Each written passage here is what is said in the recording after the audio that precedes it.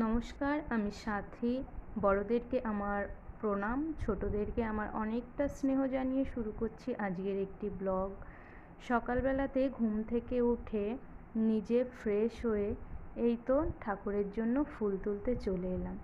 এই গাছটি আমার বাড়ির উঠোনের ছোট্ট একটি চারা গাছ। এখান থেকে যা ফুল পাই আমার পুজোর ফুল হয়ে যায় প্রতিদিন।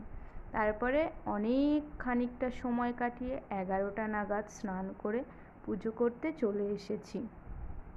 আসলে এই আগের তোয়ালেটা নোংরা হয়েছে, তার জন্য এটাকে বদলে নেব। আর ওই যে নতুন তোয়ালেটা দেখলে সেটাকে এখন পাতবো। তার জন্য সিংহাসনটাকে একটু পরিষ্কার করে নিলাম। আর এই যে নতুন তোয়ালেটা আমি এখন পেতে নেব। আসলে এটা মাঝে মাঝেই করতে হয়, আগেরটা নোংরা হলে পরে আবার বদলে নিই। তো তারপরে ঠাকুরের সিংহাসনে তোয়ালেটা পেতে ঠাকুরদেরকে চান করিয়ে প্রদীপ জ্বেলে যেটুকু যা জানি আর কি সেটা দিয়ে পুজোর সমস্ত নিয়ম সেরে নিয়েছি। এখানে প্রসাদটাও আমি বানিয়ে নিয়েছি। প্রসাদে ছিল শসা, আপেল আর মিষ্টি। আর এই যে সুন্দর করে সাজিয়ে পুজোটা দিয়ে নিলাম।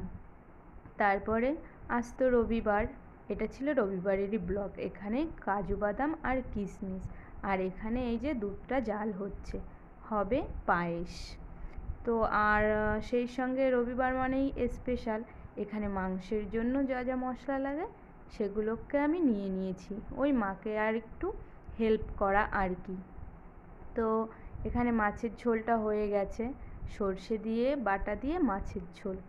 আর এই হলো নলেন গুড়ের পায়েস। আসলে এই অসময়ে নলেন গুড়, এই গুড়টা সবসময়তেই আমাদের বাড়িতে থাকে। আর এই পায়েসটা খেতে সবাই খুব পছন্দ করে। আর এই হলো মাংস, মাটন আর কি, আজ দুপুরের শো স্টপার। আসলে কাঠের জালের মাটন মানে তো এক অন্যরকমই স্বাদ, এটা সবাই জানে।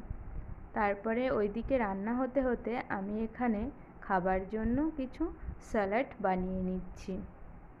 তো তাতে ছিল শসা, পেঁয়াজ আর টমেটো। ছুরিতে খুব একটা ভালো পারি না, তো একটু অসুবিধা হচ্ছিল। যেটুকু হয়েছে আর কি, নিজেরা খাবো তো ওই জন্য অত চাপ নেই।